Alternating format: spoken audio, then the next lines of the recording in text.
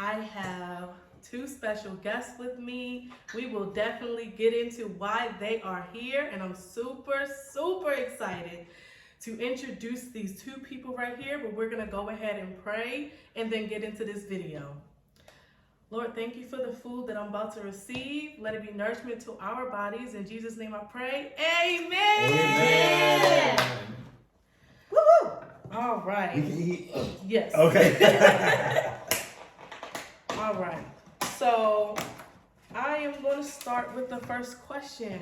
So who is Pastiche La Femme? All right. Amber, you want me to start or you want to start?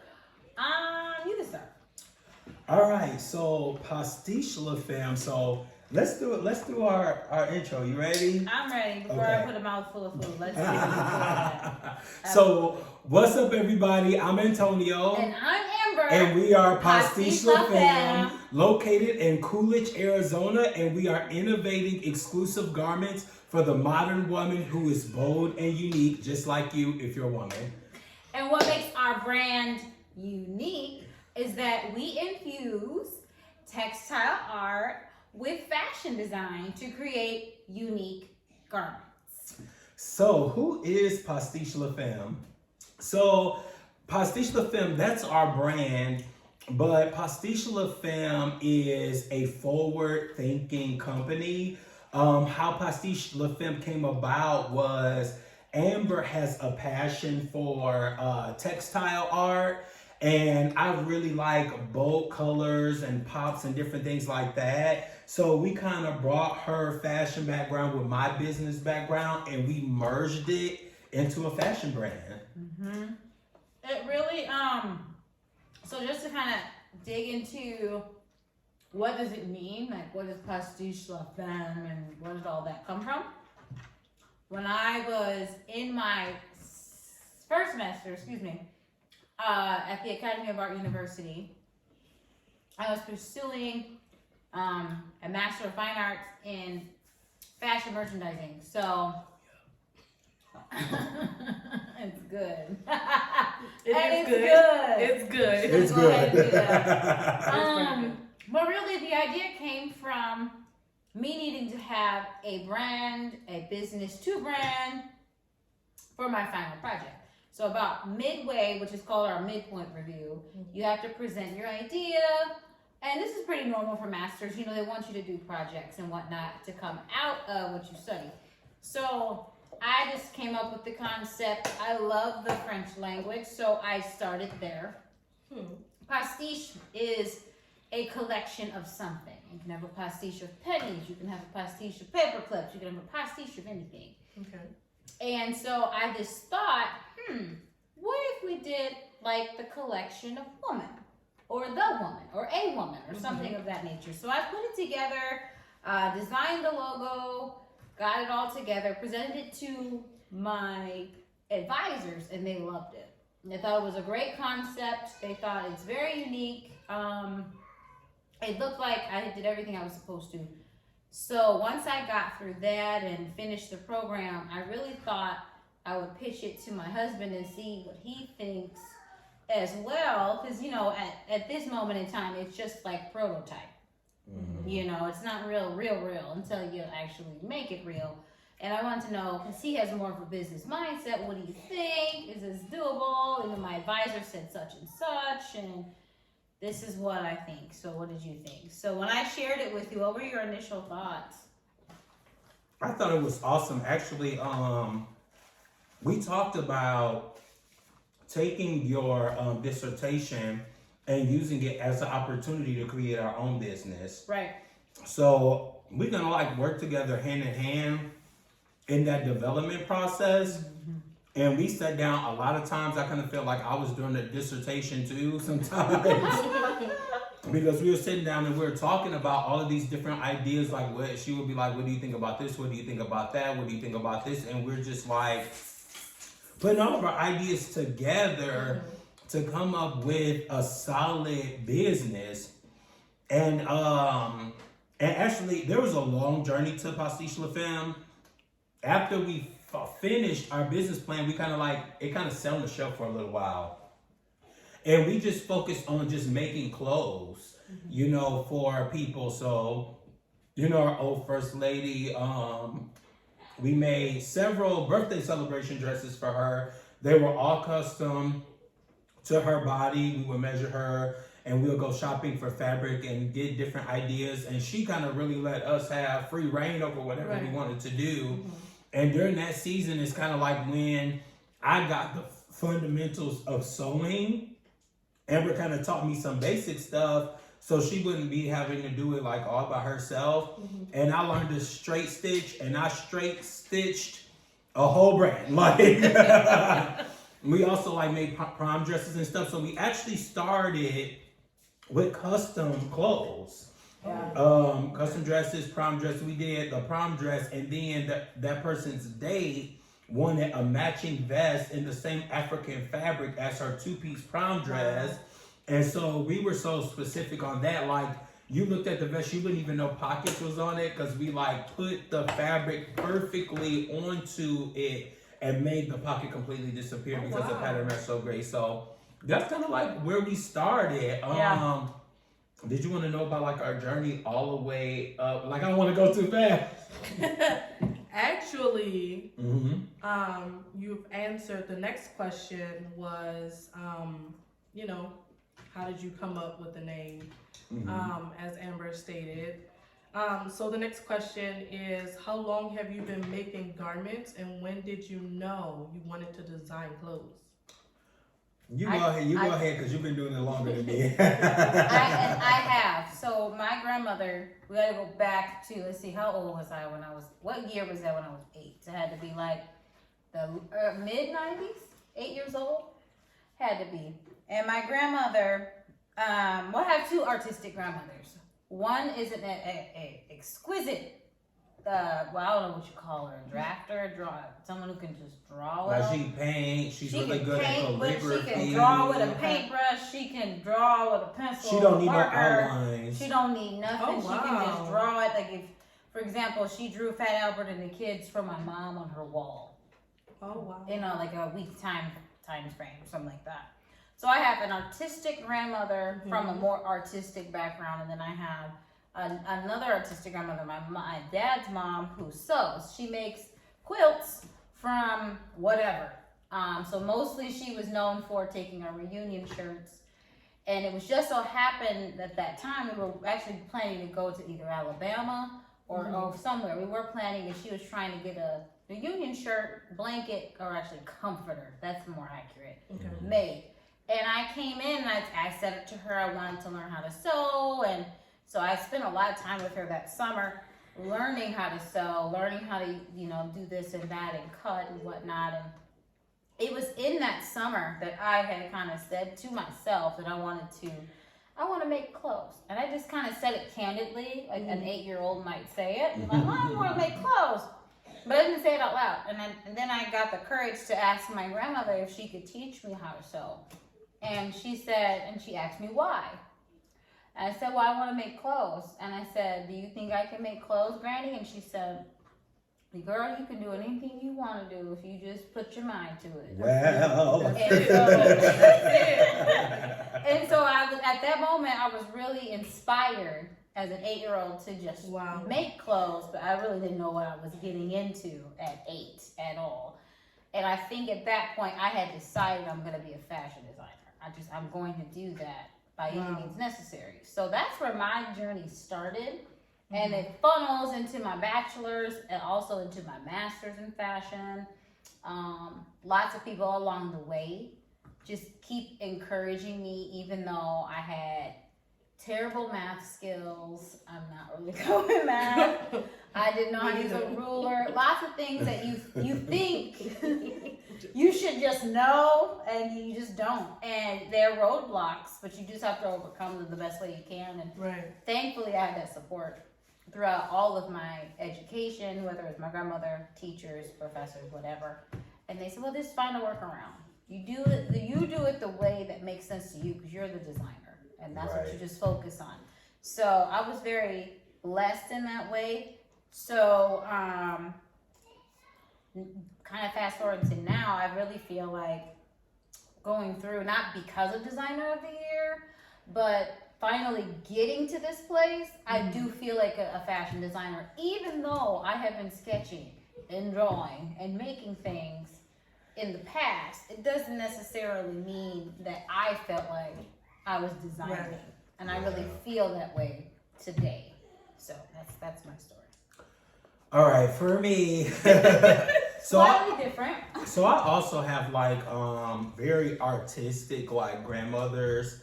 My grandmother on my dad's side, she did ceramics. Okay. So she would make like these little statues and stuff and have them painted and glazed and stuff. And then my mom's mom, she sews. But she's kind of like me. She's not really like very like, I guess like fit. She wasn't professionally trained. She's self-taught, and that's kind of like how I am or whatnot. But she never taught me any of her creative stuff. I think that's where I just kind of got the creative juice from. But when I turned, let me see, I think I was like 17 years old. For my senior project, we had to make a how-to book. And it was like 500 words, pictures, whatever.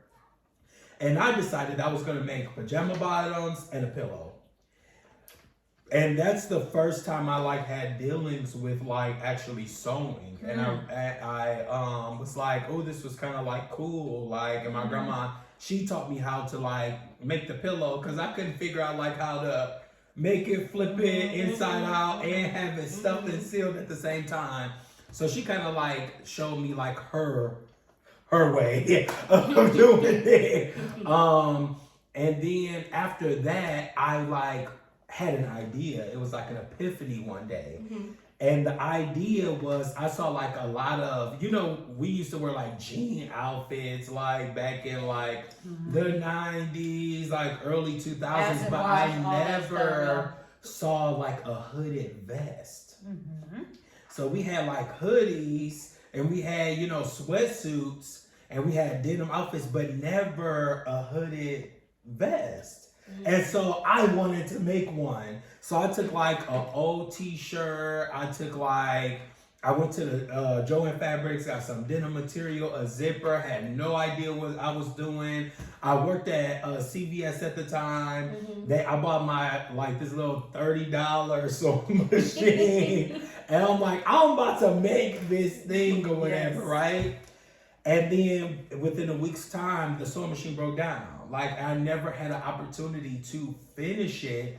It was something I was really passionate about, and then I got really mad because years later I start seeing these hooded denim vests like come out and stuff, and I was so upset. But you know, I've always had like my own unique style and stuff, even without, and I was more like focused like on a business background. I was like more focused on like climbing the corporate ladder and everything I did that was kind of like put on a back burner until Amber and I ended up getting married. We ended up moving to Arizona and I started working for Old Navy. Now, when I started working for Old Navy, I was a service and training manager, so I did onboardings, trainings. I was responsible for pushing loyalty card and all that other stuff. But it wasn't until I became a merchandising manager or kids and baby department manager that I started learning about like merchandising, putting stuff in the right place. I started wanting to have my own store. And that was like the same time that Amber was working on her master's at Academy of Art. And we started developing this business or whatever. And that's when it kind of like all really start coming together for us. Yeah. I don't think we've ever like really told that story like that. Not in that way. It's never unfolded that way. So that's very true. I have to say though, the thing that's true about both of us is that your style is very distinct. It's very tied to you. It's tied to your personality. And from the day that I met you, it's evolved. Yeah. And I don't know how how it evolved from to where it was when I met you, but it's a constant change for you. And I have to say, I learned from you on color. I learned from you because I am more classic, and I really appreciate Dior. I really appreciate the movers and the creators and the shakers of the fashion industry because they set the tone for what we know. Now, that doesn't mean we have to stay there. And that's where I think I am very stagnant. And I can learn from you how to converge or diverge or whatever you want to call it. But that classic style is something that is not going to go away. Yeah. It's always, and I think that's what ties into our brand. Because I know those classic styles because I just love them, but I also took classes and stuff, and you have this fresh new idea for like a skirt or a top. I mean, those are things we wear, and it doesn't have to be basic. It could be very elevated. But one thing I can definitely say is like when Amber and I work together, it's like Wonder Twin powers activate. I see that. I see that. It's because what kind of happens is we start off with the initial idea, but what we end up with never is like our original idea. Nope. Wow. It kind of like evolves and manifests and becomes like something of its own. Like for example, we were deciding to do the pencil skirt with the stripes in the front, right? That idea was not even the original idea. Nope. Wow. We were just trying to do original pencil skirts. How that ended up coming about is we were testing some silk screens that we were planning on using for the jacket dress. And we were just testing it on like fabric. And then I lifted it up and looked at it. And I said, Amber, look at this. This is a skirt. Like, right. Also, our high-low circle skirts. Oh man, that was fire. It's like nothing like how it originally was. It was just supposed to be like a regular circle skirt that goes all the way down to the floor. That's it.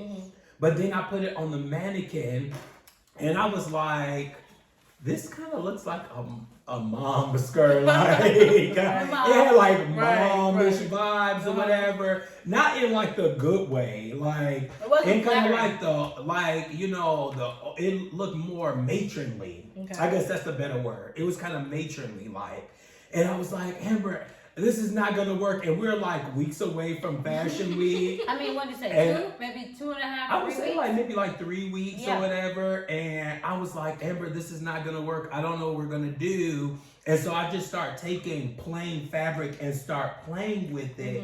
And I put like pleats on it just to tack it to the mannequin. And when I pleated it, it took a whole life of its own, right? Then, this is an inside exclusive, you guys. This is an inside exclusive. And then what ended up happening was when I actually made the skirt, I was cutting the fabric out, right? And we have like 2 6-foot tables that we use, but when you're making a circle skirt, the fabric is like this gigantic piece, right? So I was cutting along the edge of the table, and I slipped, right? And I went 1 inch into the seam allowance, right? That's far and enough. I was like, I was freaking out again, like, oh my God, like, what are we gonna do? Like, I didn't do this. I was like, I'm just gonna make the garment. We're gonna see what it looks like, and then we're gonna make adjustments as we go along, right? And so we put it on the mannequin, and like this side was like 2 inches lower. This side was kind of like, it was kind of like this wavy thing. And I was like, I don't like that. Like, I don't like it at all. And so I'm just like playing with it or whatever. And I was like, Amber, what do you think about us making it a high-low? And man, I cut that skirt, and we was like, "That's it, that's it." So it kind of evolves over time. Now, I even remember, like, you were like, "Should I cut it? Should we cut it?" I was scared. I remember the mannequins were here, and you're like, "I'm like, just cut it, Right. just cut it." The very least will know what this looks like because we can't see. We can't see, we can't know. So I just said cut it and stop thinking about it. Because we can think and we can still be here, or we can cut it and we can know. Yep. That's the only concrete answer we have. And you know what? We got the pattern. We can do it again. I wouldn't want to do it again, but hey, we know this full circle. Okay, so we're gonna move on to the next question. All right. And I'm very excited about this question. How did you guys get involved in Phoenix Fashion Week? Since she's eating out stuff. All right, so true story. So we were, I don't know. Oh, Amber found Fabric. Fabric Tempe, they are a fashion incubator, which means they help small businesses or people who are looking to have a fashion business, like really get started. They have like a roadmap where they help you to build your brand. Right. So because we had Pastiche La Femme, and we were looking to actually, house our business, we were looking at, office spaces and stuff. So while we were there looking at office spaces, we ran into a lady named Kim, who is considered the mayor of Phoenix Fashion Week. Okay. And we were talking to her, and she was like, hey, she was like, you guys are fashion designers? And we was like, yeah. And she was like, you know that you should sign up for Phoenix Fashion Week. We're looking for community designers. Wow. And so it was like, okay, cool. Like, what we need to do to apply. And so she told us what we needed to do. I think we had to bring them a garment that we made. A sample of our work. Yeah, we had to bring a sample of our work. And so we had to bring them a garment. So we brought her this women's jacket that we had made. And then they looked at it, they liked it or whatever. And then they asked us to, then we had to pay a certain amount to be a part of the community designers group once they approved us. And then, so that's how we got started, was as a community designer. So a community designer, the difference in what we did then and what we did this time is a community designer only showcases 2 looks with a group of other community designers. Just doing 2. So like, a designer will go out, show their 2 looks, and then will come out with their, 2 looks, then the next designer will go. So it's like a rotation of community designers, which was amazing for us because it felt like what we're doing now back then, because we're on a big stage with a bunch of people. We got a lot of positive feedback. People wanted our clothes, but we didn't have any because we were custom clothes makers at that point. We weren't thinking like fashion line sell bulk product, which is what made us consider actually doing a whole collection. Wow. And then we also, like, another thing that we really had to look at during that time is how are we going to produce more than like a 1 dress or 1 or 2 outfits a month, because that's what we would do. It would take us 30 days to produce this custom garment, and the reason why is because you start everything from scratch. So you have to make the pattern. So first you got to get the person's measurements, find out kind of like what style of dress or whatever they're looking for. Then from that you have to make patterns from scratch. And then we would make like a sample out of muslin, do a fitting off of the muslin, then make the adjustments to the patterns. And we used to make patterns by hand. So all of this was like on the table with paper. And so if there was something off, like maybe the sleeve wasn't long enough, or maybe we need to bring it in here or whatever, we would have to make a whole new pattern for that with those adjustments. And so, then we would start making the final garment. So it took us 30 days. So we had to figure out how can we do this process a lot faster. So we started making our in-home manufacturing facility. So we end up getting software called Tukatech, where you can make your patterns digitally on the computer and not by paper. So making those adjustments are a lot easier. So you do a few clicks, and then you click print, and it print out on a printer. or whatever. We looked at cordless rotary cutters where we can cut stacks of fabric at one time or whatnot. We have about 4 sewing machines right now. And then we learned a lot of techniques along the way. And then we, instead of going to SAS, which is, it's kind of like a fabric house in Tempe. So after like Joann's and stuff buy all their fabric, they buy what's left at a cheaper rate so that you can get it at a cheaper rate. Okay. So we found wholesalers like online where we can get our bulk fabric from, right? So we started this mission on making the jacket dress, which is a revamp. Now, this is the second time he didn't say it. I didn't say nothing the first time. But that jacket dress is straight fire. Fire. Hands down. Continue. Yeah, but our jacket dress that we made for this collection is a revamp from the one that we made in 2019. Wow. Which did not have any sleeves, which did not have a hood, which was made out of neoprene. So it was made out of different fabric. And instead of it being hand painted, I spray painted every panel.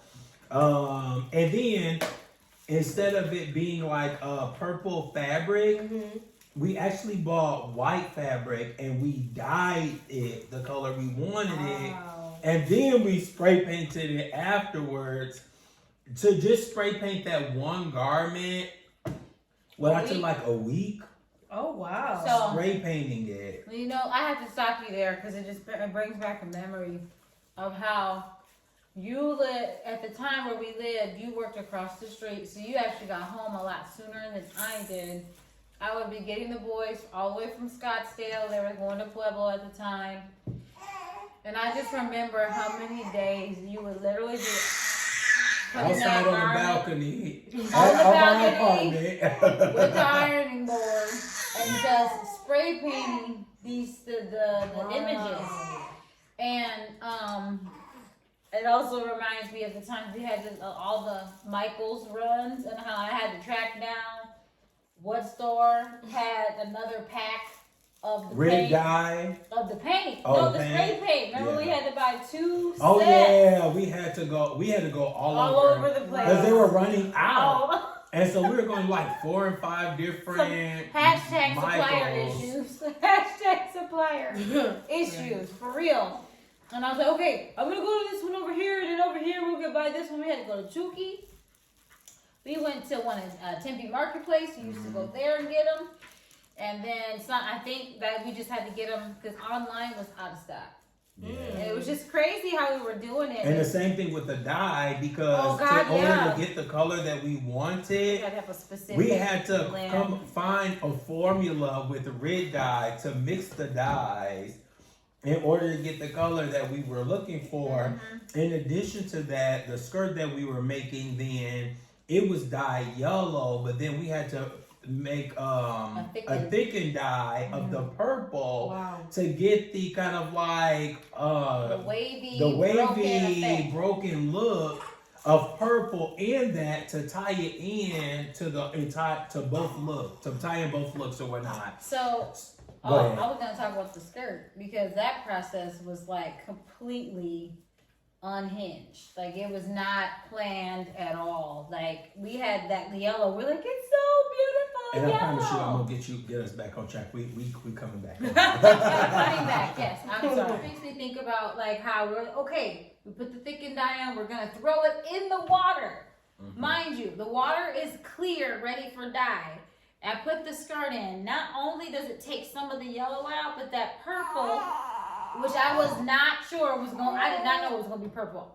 Because the water was pink when I stuck it in, and this pink just came out of nowhere. Oh wow! And then I'm like, oh crap, what's happening to the skirt? Which wasn't gonna work because our top was like a dark purple. Right. I'm like, you gotta stay purple. You gotta stay purple. What's happening? And so I take the tongs and I'm just stirring it. I'm like, okay. And I pull it out. And we take the rope off because we use a technique called Arashi Shibori. And we take it off and we let it dry. And I'm like, oh my God. It was gorgeous. We can't replicate this. And I hope nobody wants another one of these. Oh my Because goodness. I can't do it again. I don't know what I did, but it was crazy. That whole time frame just for those 2 looks. The stuff we had to do. The wild. hours that we put in was crazy. Okay, so this is when we were community designers, Alicia. So we only had these 2 looks. We worked diligently 30 days, right? So we would work, get off of work, go to our office in Tempe. And I would go there and be there first because I used to work like right off ASU campus. Our office was right there on ASU campus at Fabric. Amber would get the boys, get dinner. In our office, we had a blow-up mattress, right? A queen-size blow-up mattress. We had the boys' tablets that we would come to the office. We would, the boys would eat dinner and everything. We had their tablets. They would watch TV. Then they would, I think we would bring their pajamas too. They were changing their pajamas, and we would blow up the queen size mattress, the blow up mattress, and then we would, we had, blankets and stuff for them too, and they would lay down in our office and go to sleep. And we would be up to sometimes 5 o'clock in the morning. Oh my goodness. Working on constructing these garments. Wow. I remember I was so sick that I called off work and I stayed in bed till about 1 o'clock. I woke up at 1 o'clock or maybe 12, got to our office at 1 o'clock, and I was there till the next day. Oh, wow. And I was sick as a dog, but I was like, we were getting these clothes. We were doing techniques that were so complicated and complex. It was so ridiculous, but we learned from that, and it grew us to where we were for this time around. So now we were in development after growing like our at-home manufacturing facility for like 2 years. We were at a place where we were getting ready to, make these jacket dresses, and I was like just 10. But even with, deciding to hand painting and deciding to get the fabric that's already colored, I still could only produce 2 of these dresses a month. And when we got to the time that I was almost done with the last 2 in July, I was like, Amber, why don't you see if Phoenix Fashion Week is still looking for emerging designers, right? Okay. And so she was looking it up. I was like, I think they started in June, but let's just check. Right. Let's just check and see. So luckily for us, they hadn't started yet. They hadn't. They were meeting with designers that I guess had already applied, but the boot camp hadn't started yet. Oh. So okay. we came in I think maybe a week or so afterwards, because they sent us a video that was pre-recorded of a meeting that they had the week prior when we got on board. And we watched it. We had to submit homework as like an application for it. We submitted it, and then we had to wait to hear back if we got in. A few weeks went by. We heard that we got in, or we were accepted, and then you had to pay, and then we paid, and then we started boot camp, right? So that's kind of like how we got in the boot camp.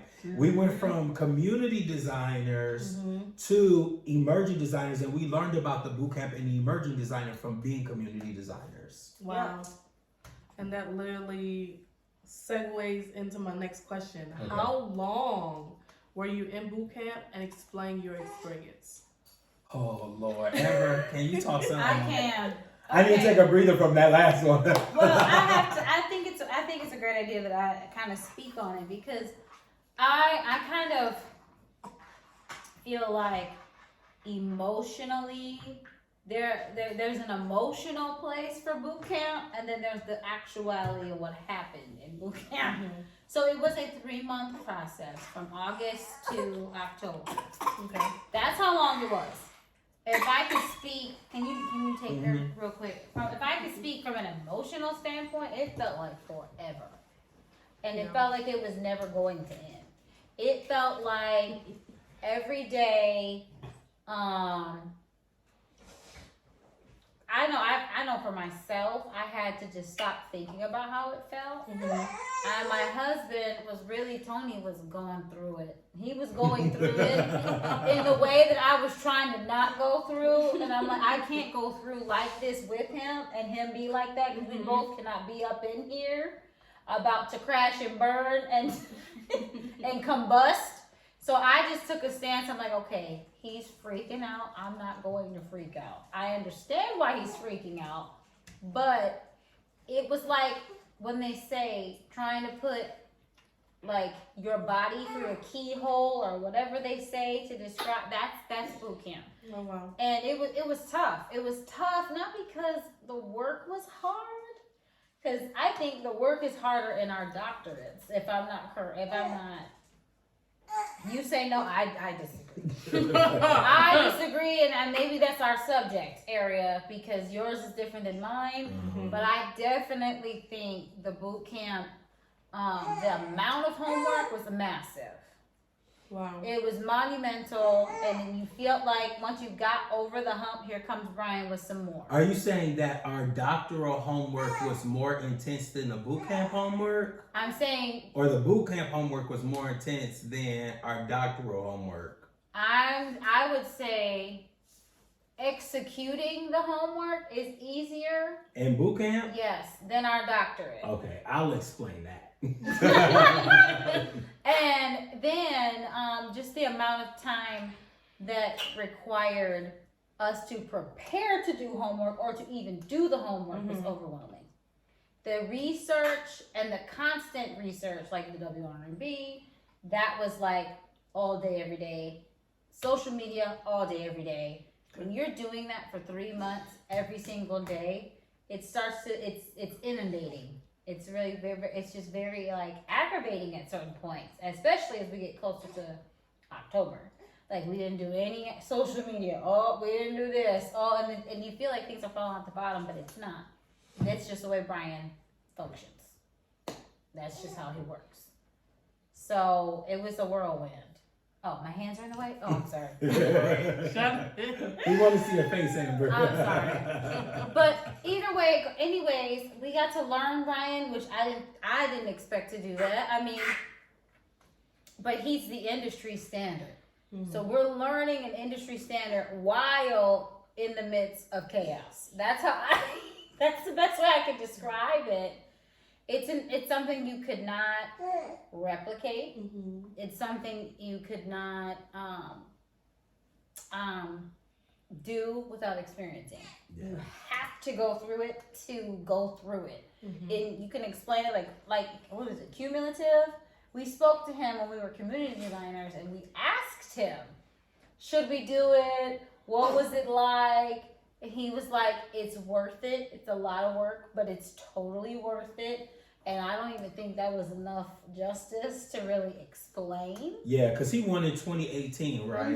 Cumulative won right. in 2018. So he was there as, just celebratory to kind of be there. I know his collection was in the show, wasn't it? His shirts were in it that year, 2019. I don't know. Didn't they rock the runway? I thought his stuff rocked the runway. I could be wrong. You could be right.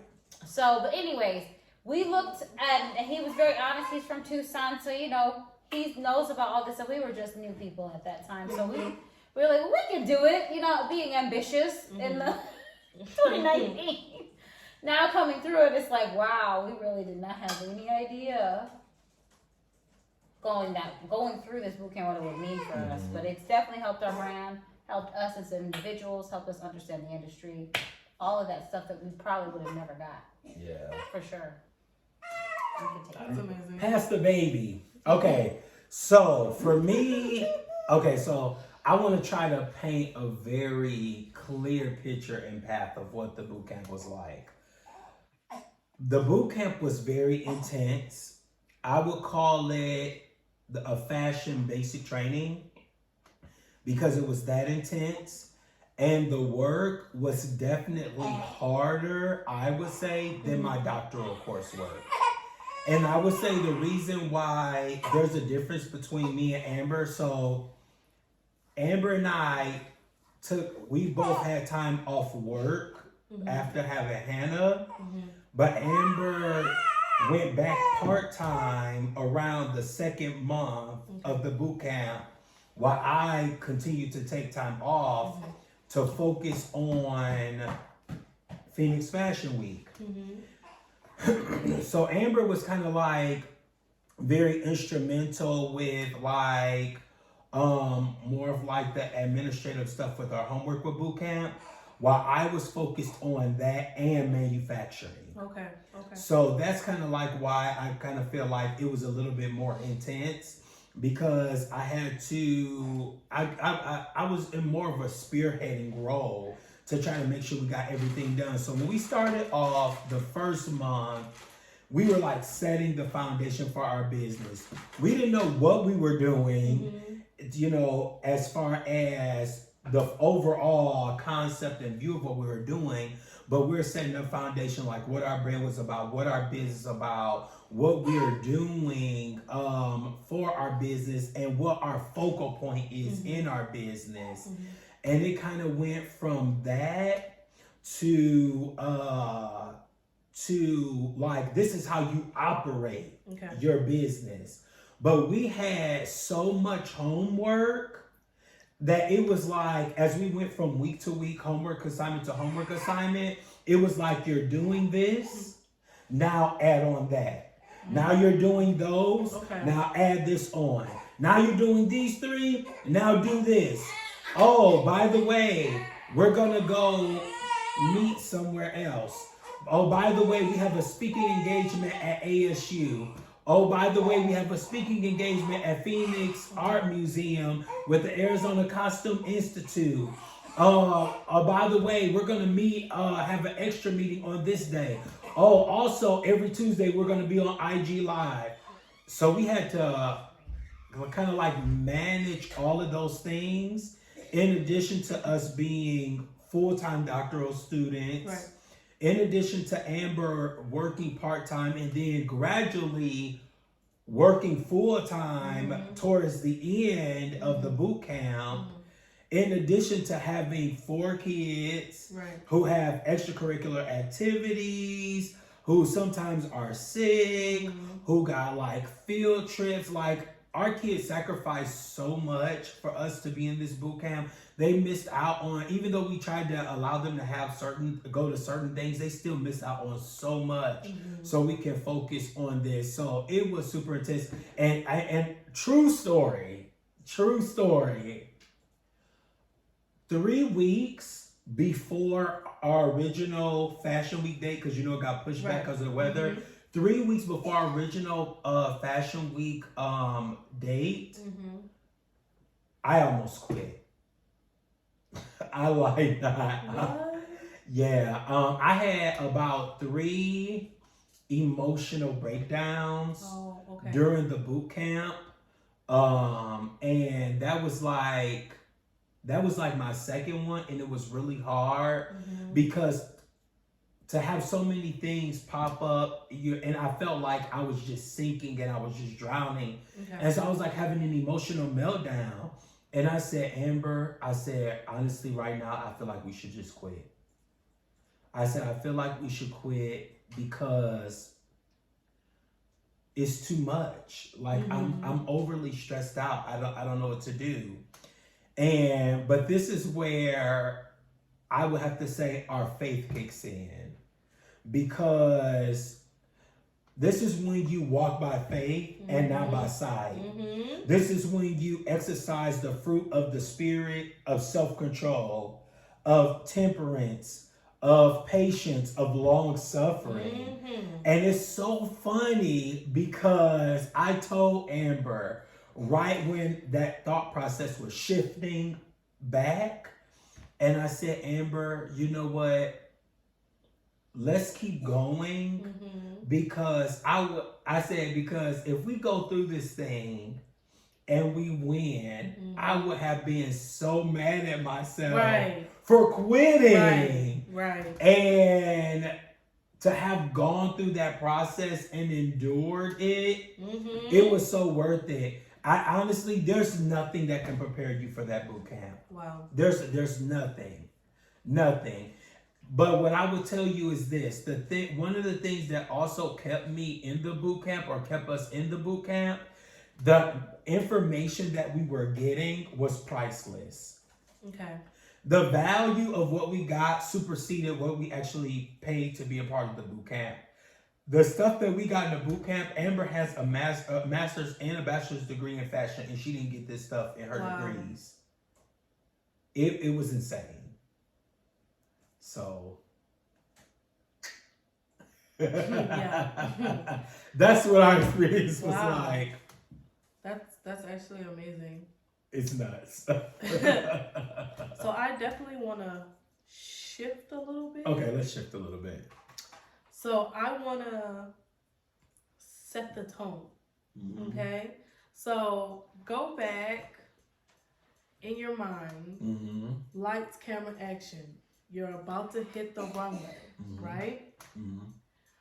What was going through your mind when you were about to hit the runway? You know, me personally, my brain was so full of stuff that my brain wasn't even on that. And I'll explain. So we get to Chateau Lux. Well, I got to Chateau Lux at like 2:30. Amber was, doing her hair because her beautician did not show up on the day of our runway show. Wow. I get there around 2:30 for the model fitting and everything. And I'm just like, there's so much going on. Hair and makeup is being done. Models are everywhere. Some are sitting down like playing Uno, waiting to get their hair and makeup done. And, some people are in chairs. Some people are on back trying on other designers and stuff. So I'm just kind of like waiting. So then Larissa comes to me. She brings me the sheet for our order of our models and stuff. And so then like I go to the back to identify which garments go with what model in order, right? Okay. And our clothes are mixed up. And because I don't know what happened, because it was like a lot of transporting, like we dropped them off, they had to be transported back and forth or whatever. So my first thing is I got to get the tops with the right bottoms and all of that stuff. So I go in and rearrange and make sure all our clothes are, right and set up right. Then I had to grab a couple of models to do fitting because we were switching some models after we had watched some videos and stuff and determine like who would be best in what look. And then after that was done, I noticed that the clothes from, being transported and stuff are wrinkled because our clothes are hand painted. Right. So it has a little bit of rigidness to it. And if they get, laid down or whatever, it'll get crinkled and stuff. So I asked for their steamer and stuff. Long story short, listen, I come ready. I brought my sewing machine. I brought my tackle box with my needle and thread. I brought my own stick. I went and got my whole stuff. And I came in there and I was steaming them garments and getting them all pressed out and stuff and ready. By the time I finished with that, the models were coming to get ready for the show. Amber had showed up, so she was helping all the models get like their jewelry on that we had bought and everything, and make sure everything fit right and get them all taped down really good and everything like that. And then in the middle of all that chaos, I had to go get dressed because I still wasn't dressed yet, or I was like partially dressed or something. So I had to go finish getting dressed. I came back. Everybody's heading over there. So I'm like grabbing all of our bags and stuff to keep our stuff organized. I go over to behind the stage or whatever, and now I'm in daddy mode. Because we have to get the kids from the grandparents because they're walking the runway with us, right? So I'm getting chairs so Amber can sit down. She can, breastfeed Hannah and get Zoe organized. So I can like get chairs, line them up and everything like that. And then the models are pulling us to take pictures. So all of this stuff is happening literally right before our show. And we were number 4 in order. So by the time we finished with all of that, they're like, okay, your turn. Pastiche La Femme, come. So like our models are in line. So now I'm running to get in line. And then we're in line with our models getting ready to go next backstage. And I just burst into tears. Oh.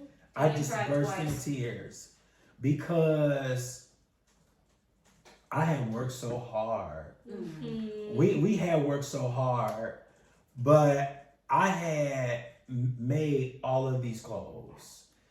All the clothes from the runway, and Amber helped, but she was still being a mom. Like she was taking care of a newborn. She had been working, and I think by then she was working 30 hours a week. So I had to hold down the fort or whatnot. And so to feel like I wanted to have quit, I wanted to quit, to feel like I wasn't going to make it, to feel like I didn't have any more gas in the tank, and literally be pushing week after week after week with fumes. Not only did we have to make the clothes, the 10 looks on the runway, but we had to make clothes for our style villa, which was the day before too. So I had made like 20 garments for the style villa, plus the 20 that the models were wearing on the runway. So literally like in 2 months, I made 40 garments. Yes. And we're talking about hand painted, patterns made, sewn from scratch. I don't know how I did it. I have no idea. I don't know how we did it, how we were able to get, because Phoenix Fashion Week, emerging designers, is not just about making clothes. You have to learn how to run a business. We had homework that was due every week. Sometimes we had to drop stuff off at the Phoenix Fashion Week office. Some stuff we just could send in or whatever. We had to listen to podcasts from people in the industry, and these were our podcasts. We had to take notes on this stuff. We took classes on like how to approach buyers. We took classes on how to sell your product. We had to, it was so many things to finally be there at that runway, to finally feel like we have arrived to this point. It was like everything just dropped on me like a ton of bricks. Oh my goodness. What about you, Amber? For me, I'm not in the camera. You are now. Can you continue to rock her? She's just not asleep yet. Ask the baby. So for me, I did get teary-eyed. Amber, be settled, Mom. I know. She said, still in mommy mode. I'm a mother. I'm sorry. I'm a mother first, and it's hard for me to like separate the two because after 4 kids, it's just there constantly. It's just a constant thought process. For me, it was very overwhelming, and because it was overwhelming, it was numbing almost. It's like, it was almost like a surrealistic place, like maybe even a dream state. I would even say, like, am I here? Okay, I am here. And seeing Tony get emotional made me a little emotional too, because I know how hard he's worked, and I know how my husband is, I gotta see the end type of person. If I can't see the end, I can't tell myself that this is going to work. I need to know A to B and everything in between A to B for me to be like, yes, it's gonna work, definite, that have that strong belief. And I'm not that way. I'm that type of person that's like, okay, I can't see the end, but we getting there. Like, we're getting there. It's getting brighter. Like, I'm that type of person. And so for me, I still was like at the edge of that light.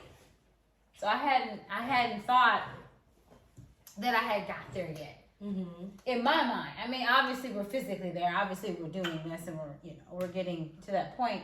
And it wasn't it didn't like cross over, which is a weird word to use, but it didn't cross over until we got on, until we stood up there as a family and walked. That's when it made it real. So before that, it was dream state, working, like how Tony was talking about, we're just trying to get all these pieces where they gotta go. Girls gotta be taped and all these tasks, last minute tasks. That's all my mind was on. Hannah, tasks. Girls, runway, And until we get into that light on the stage, on the runway, does it make sense? And that's when it hit me. And I still was kind of in a numb place even then, because I'm just trying to hold my composure and be present. Right. Because it's so numbing. The whole process up until that point is so numbing. And so it's so good to see the end. And I understand my husband now that, he's like, I need to see the end so I can prepare myself. Because you can't prepare yourself for it, whether you know the end or not. That's what I did learn. You can't prepare yourself, because even if you wait until you cross over, or you know the end at the beginning, you still don't know how you're going to be. Mm-hmm. You still have no idea how you're going to respond. And it was a great experience, because that's, like I said, when I felt like, oh, I'm a fashion designer. Oh, I really am. Like I said, when I was 8. And that's what it was for me. Mm-hmm. When once we crossed over that and went down the runway. Yeah.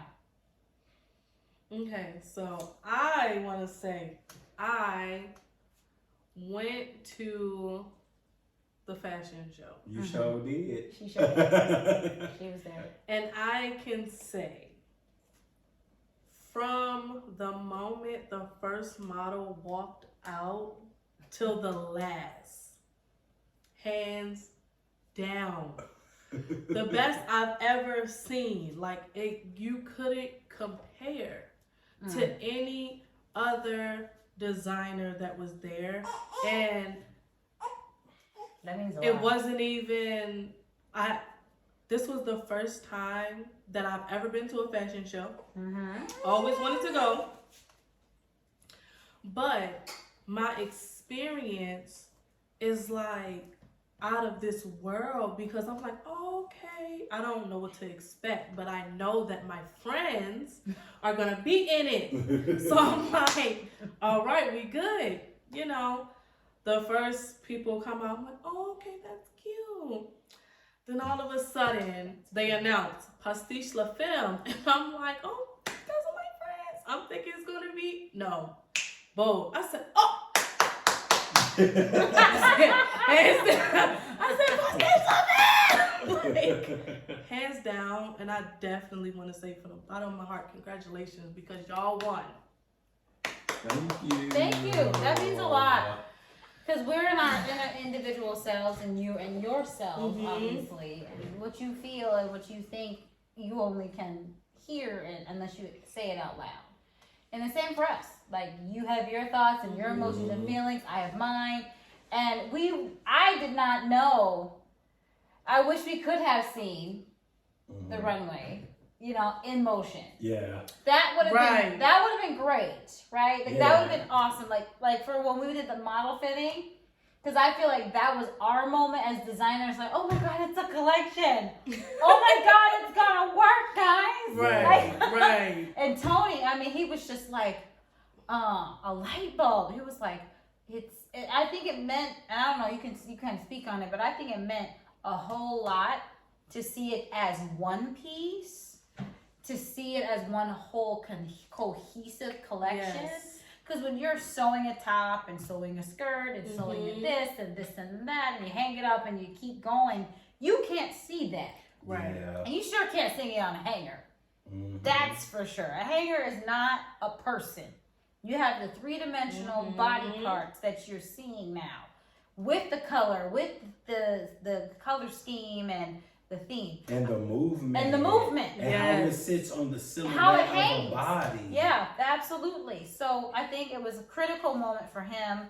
And even though we weren't there at the model fitting, that was pretty close. That was close enough. I would say the thing that really, so when we had our first model fitting, the thing that really went off for me was we had been struggling on what order to put our garments in.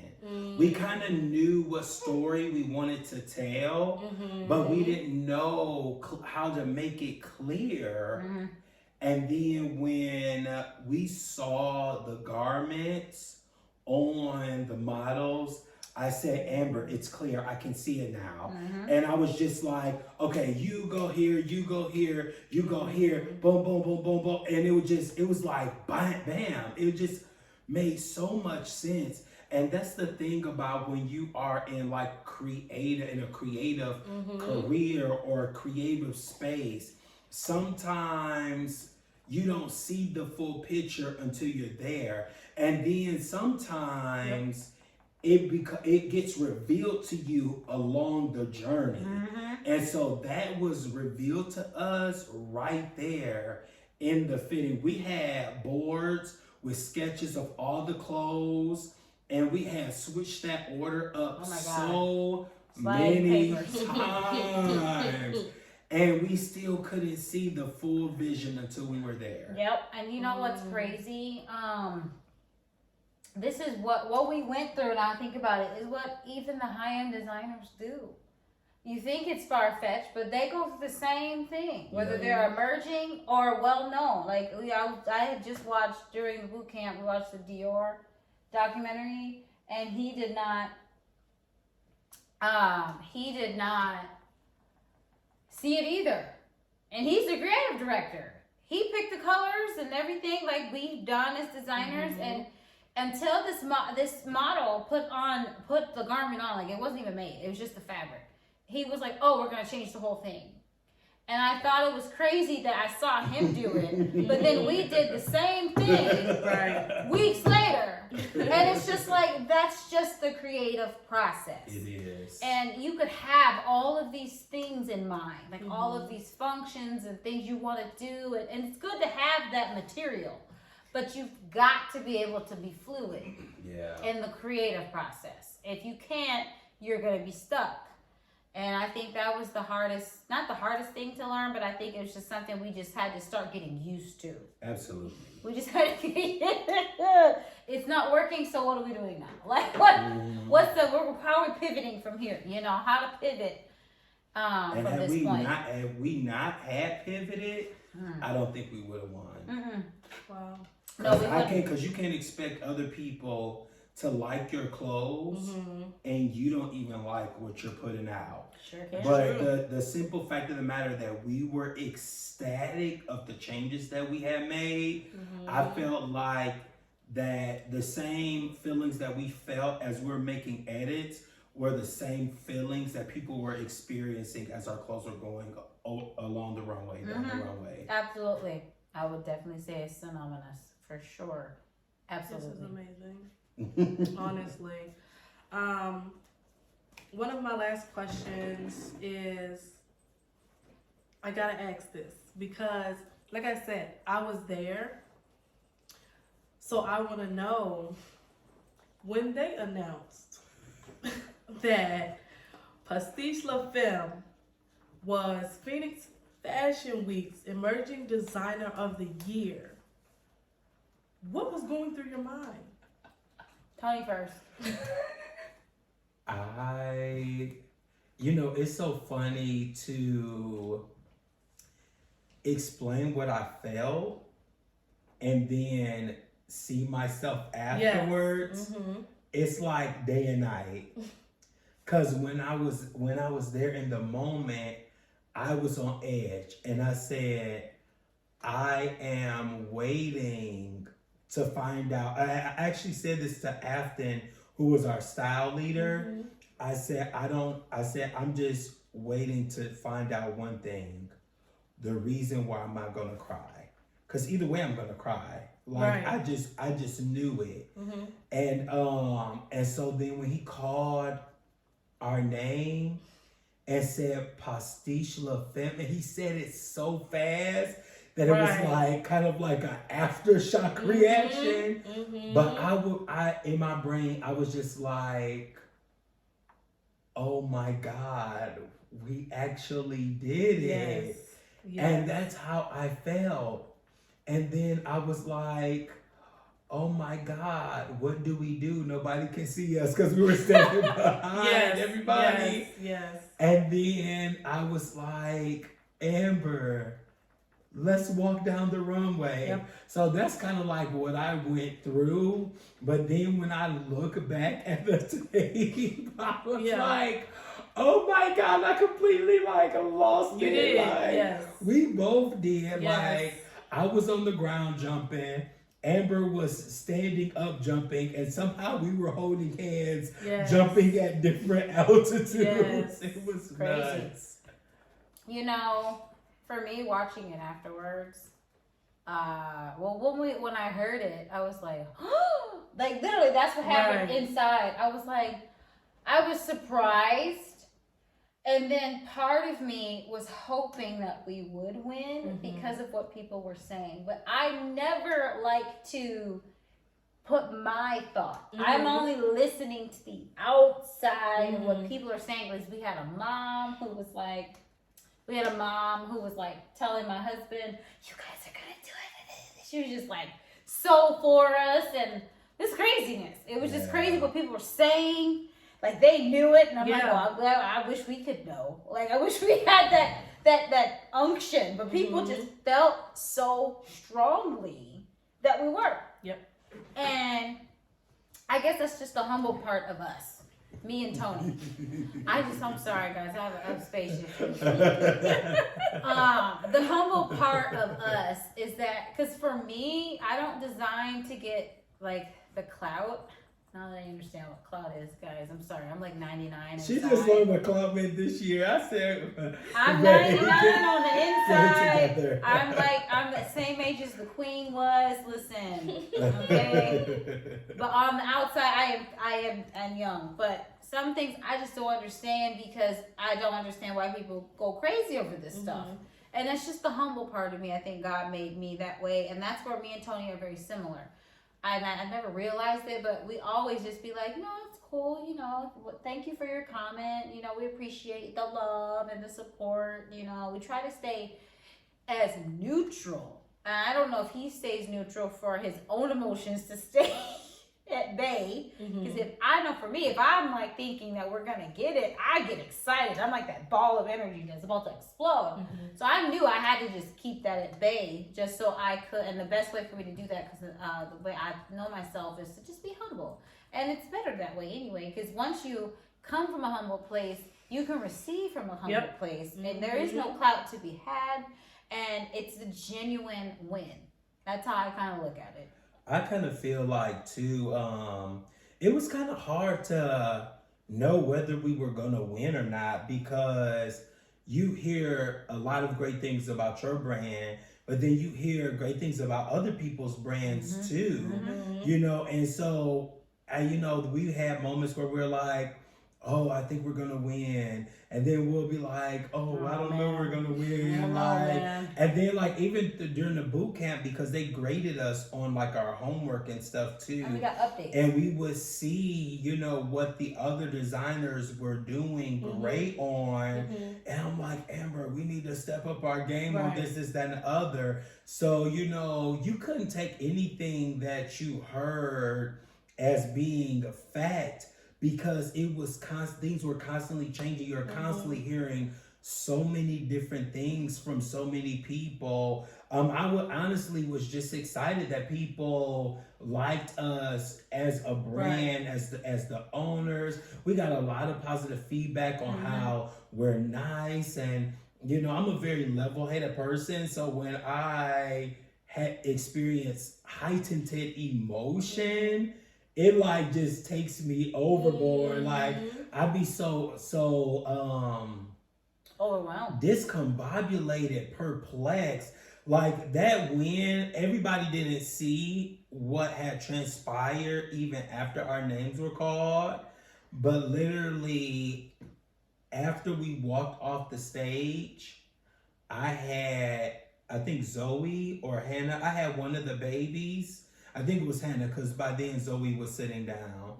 And we came off down the stairs and everything just hit me like a ton of bricks. And I fell to my knees and I just started crying. I was bawling so hard, uncontrollably.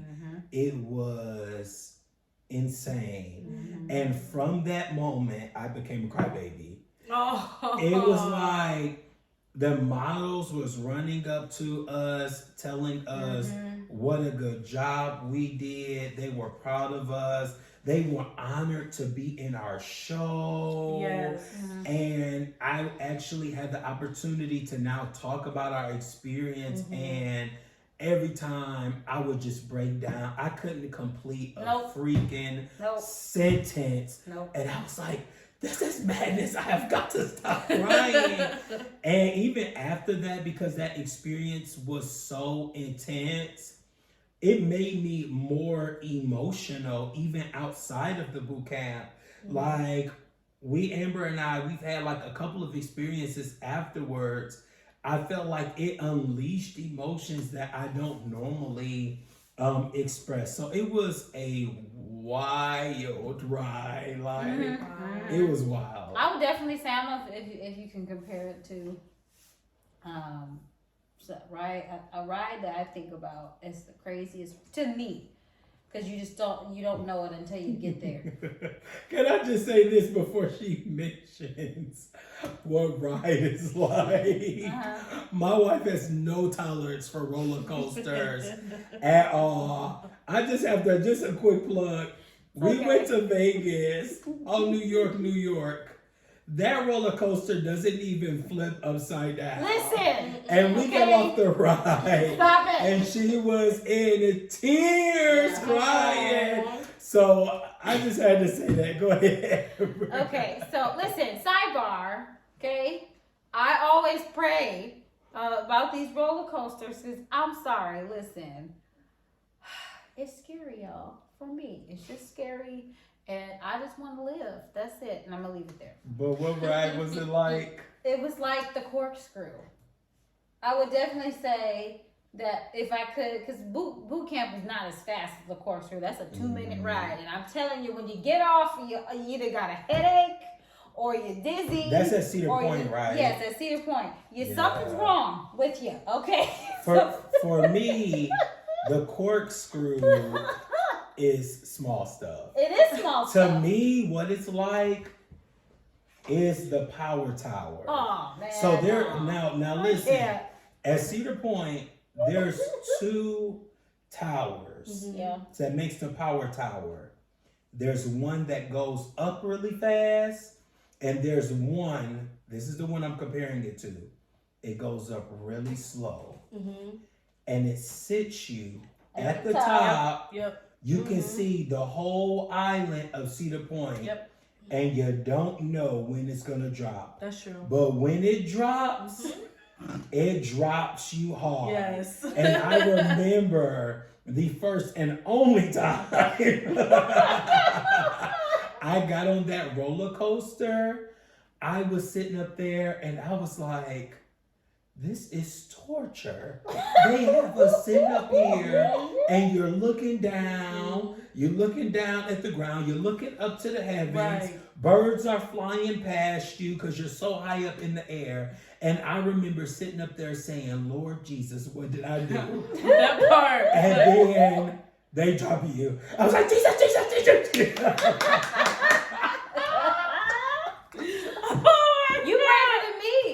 That's hilarious. But then they drop you, right? Then they send you back up and drop you again. 3 or 4 times. That is what is okay, that's true. No, that's very accurate too. And I think that's your take on it because that's probably what you were feeling. Yeah. Every for sure. time you think you about to come down, you shoot right back up To drop me to in. drop again. But you don't know where you're dropping. You could be dropping halfway, almost to the bottom, maybe and just a little bit at the top. You don't know where you're gonna drop. Yeah. So When is it gonna stop? when is it gonna stop? Right.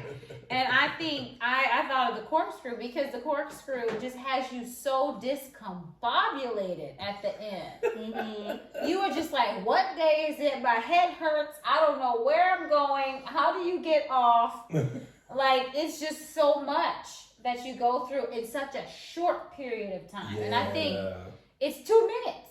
You can't even say what you thought of the ride. That's why they got to get your picture before you take off. Because if they try and get it afterwards, it's too much. So, boot camp was crazy. The wind was crazy. I felt so happy. Because like I said, that's when I felt like I was a designer, Yeah. But other than that, what was going through my mind at the very moment, Amber, don't you slide on this runway. This runway is slippery. You better lock the knees and the ankles. Right. And don't you slide and fall on this runway. And that's all I said. It took me back to when my grandmother said, you're going to wear the heels, you wear them right no matter what the ground feels like. Now I'm baby free. I can eat some more. So, Okay. yeah, that's pretty much where I was. No way. Okay. All right. Alright. So I want you to tell the people, how can people purchase your clothing? Awesome. I'm so glad you asked that question. So, hey, everybody, you can purchase Pastiche La Femme in various places. First, you can purchase our clothing on our social media, on Instagram and Facebook at Pastiche La Femme. That's PASTICHELAFEMME. Or you guys can also go on our website and purchase our clothes at pastichelafemme.com. And check this out. Since we finished Phoenix Fashion Week, we've created another line of clothing. Yep. So you guys are going to see some amazing garments in there, part of our basics line. So we have, I don't want to spoil it. You just got to go check it out to see it. Go on. But we have some stuff that we're putting on for holiday, but we're not done yet for holiday. So we've been designing like crazy, and we're so excited. So if you are a bold and unique woman, if you are a guy that's looking for something a little bit more unique, Just a little bit different. or if you're a woman that's looking for something cool for your guy, y'all go and check us out at pastichelafemme.com or at Pastiche La Femme on Instagram or Facebook. Yay! Make sure you go check them out. And they answered all of my questions without me answering. So the next question was, how do you reach them on social media? They already told you. And what's next for them? You just got to go to the website and see. Yep. That's it. That's all you got to do. Thank you so much for coming on my channel and eating with me. Of course. Thank you for feeding us. God knows the breastfeeding is one of those things that you eating all day long. So I'll take the food if it's in front of me. Thank you so much, Alicia. Absolutely. All right, guys, that concludes the end of my video. Make sure you like, comment, and subscribe. Turn on your post notification bell so you know when I'm posting another video. Also, make sure you subscribe to all of their social medias. It will be in the link down in the description. Also, follow me on all my social medias. That will be down there as well. And I will see you